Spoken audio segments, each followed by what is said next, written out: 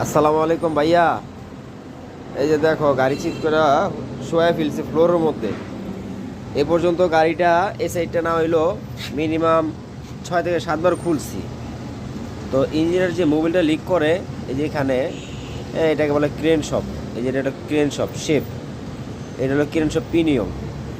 তো এই জায়গাটার মধ্যে একটা রিং হুইল সিল থাকে।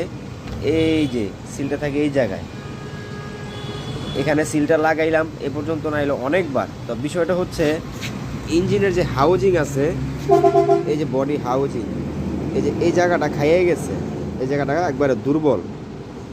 এখন এটা করণীয় হইলো, ওদিনকে যে কাজটা করছিলাম ওই কাজটা ভাবছিলাম করলে আশা করি ইনশাল্লাহ ঠিক হয়ে যাইব অল্প খরচে, যেহেতু 1200 টাকা বলা হয়েছিল।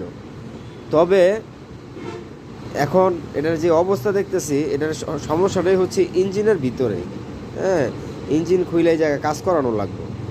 এই জায়গাটা একবার দুর্বল হয়ে গেছে, যার কারণে কিনা ওয়াইল সিলে ঠিক আছে এটা ব্যাকআপ দিতে পারে না, এই জন্য মোবিলটা লিক করে।